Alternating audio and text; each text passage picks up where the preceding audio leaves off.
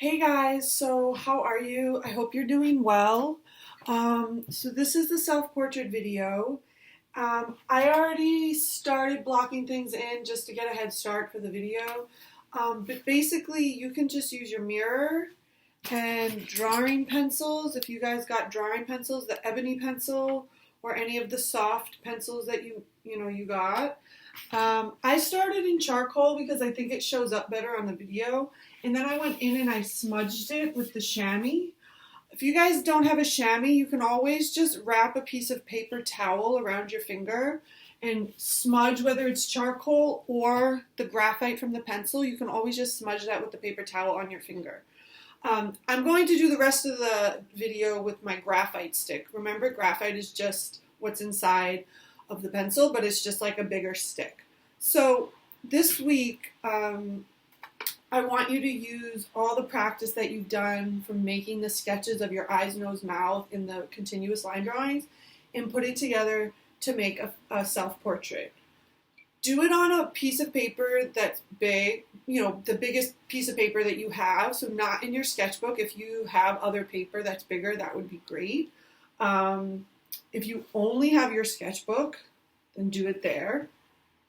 So the first thing you want to think about is the shape of your head. So you can look in the mirror and you see everybody's head is a different shape, but you see that like the basic geometric shape that your head would relate to would most likely be an oval. But once you get the oval down, you need to look in the mirror to really start to see like how your head changes outside of like the basic oval. So you can just go in, put your head on the page in an oval, and see how large I did it. These shouldn't be small. These should be pretty big, fill the page. And then at the same time that you're putting the head in, I want you to put the neck and the shoulders in, okay? Just do that right away. You want to work on the whole page at the same time, meaning you don't want to like finish one eye and then start the other eye. You don't want to like work just on the head and then the neck and shoulders. You want to work the whole page together. So the next step is you're going to find the line of symmetry. So your line of symmetry is the imaginary line that goes down the center of your face, dividing it into two sides. And symmetry means the same, so it's matching. So, one eye to one eye, half your nose to the other half of your nose. So think of it, if you were to like fold something in half and you open it up, everything matches on the other side.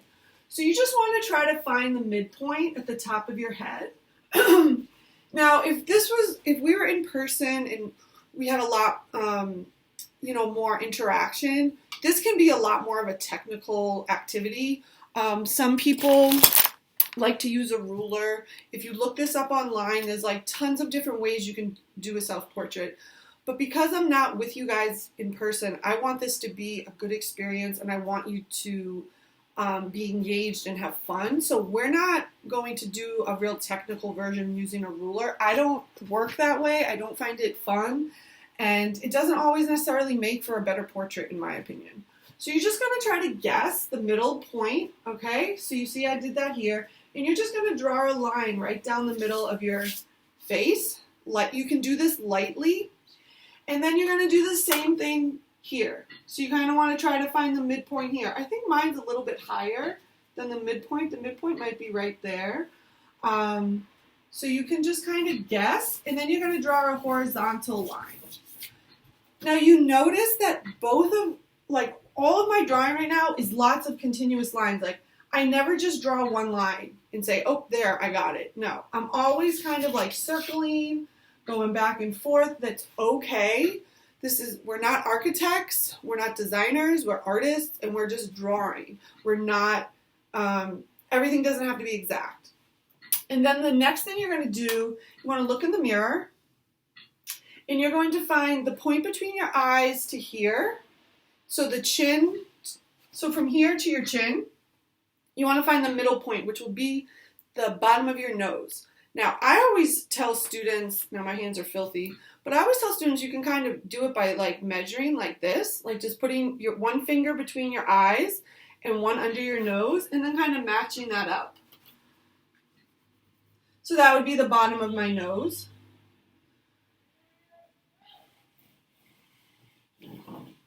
And then I'm going to erase some of these lines so I don't get confused. And then you can put that line down there for the bottom of your nose. Okay? Now you want to have your sketchbook handy because you guys have done so much great work making the texture chart, doing your features last week where you sketch things out. Look through your sketchbook. Remember how you did it. You know, this isn't, you don't have to just do it from memory. Like, look in your sketchbook. Remember how you were drawing your eyes. Now, remember what shapes your eyes were, your nose, and your mouth were. And you can start to start sketching in those shapes. So if I'm looking in the mirror, I notice that my eye is an oval. So I'm going to put that oval right there. And it's going to go that line is going to run between the eye. So you can think of it putting top of the oval and the bottom of the oval. Okay, and then we said the nose was closest to a triangle if we were going to break down a geometric shape. So you can kind of sketch that in, right? And then another trick for the mouth, as I always tell students, to then put one finger under your nose and then put your thumb in between your two lips like this. And then you match that up there and you put a little line. And that line is going to be the middle of your mouth, so between the bottom and the top lip. And then I'm just going to go in and I'm going to sketch in the shape of the mouth. Okay? You can also look at your hairline. You can start to put in your hairline.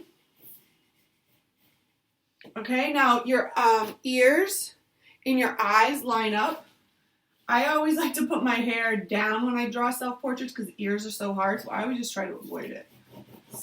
After all these years of being an artist and drawing, I still hate doing my ears.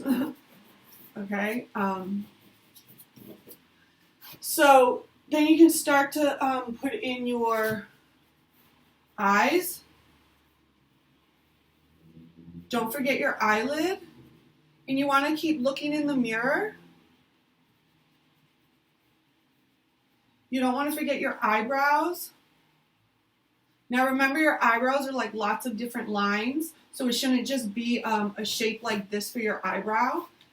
It can be like lots of different lines like this.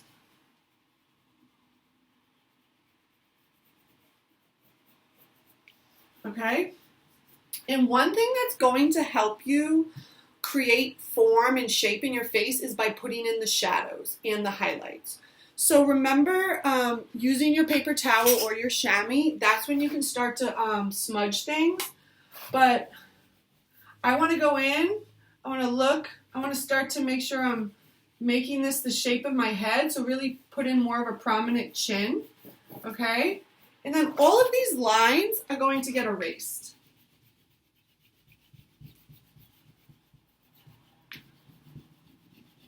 And you can use this hard eraser, the white eraser that you have, and really press down.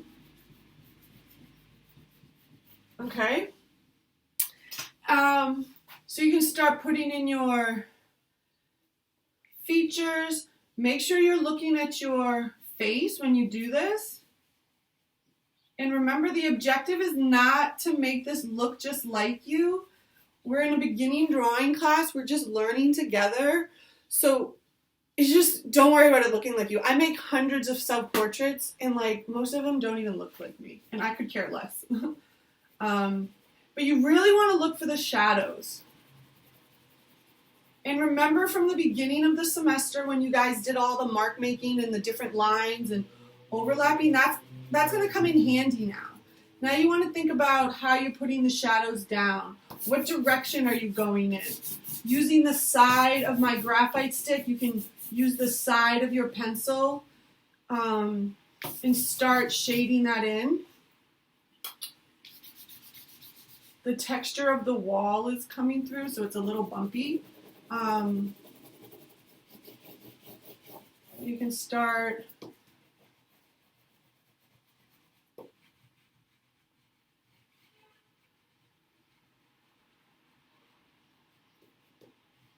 now. I made that line for my eyes a little too dark, partly because I wanted it to show up on the video, but now it's kind of getting distracting. But you can go, when you guys do it, make that line a little lighter so it doesn't get in your way. And you can erase those lines. Those lines shouldn't be showing at the end when you're done. Those are just to help you.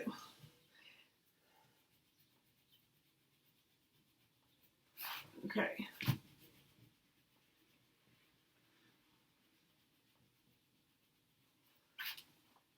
You're just going to go back in.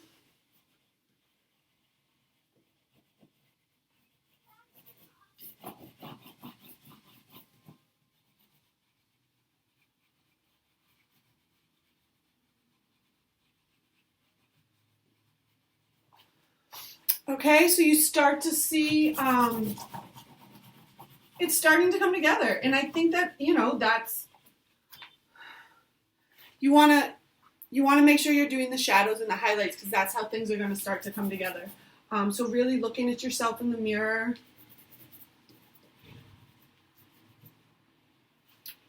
Using the eraser. Gonna clean it off because now it's just smudging. There. Okay.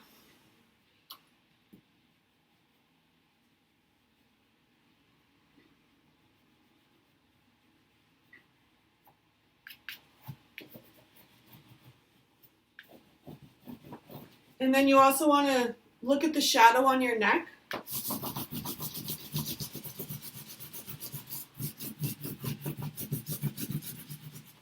Okay. You can erase. You see some highlights. Now you also want to shade in the areas, even if they're light. Leaving the white of the paper can be distracting and it starts to feel like it's not finished. So you can always erase for the highlights. Instead of just leaving the paper white, the highlight is a lot more believable because it's like you're digging it out of the pencil marks, okay? I'm just gonna see if I can bring this a little closer so you can start to see how it's coming together. And I just wanted to also show you a few self-portraits.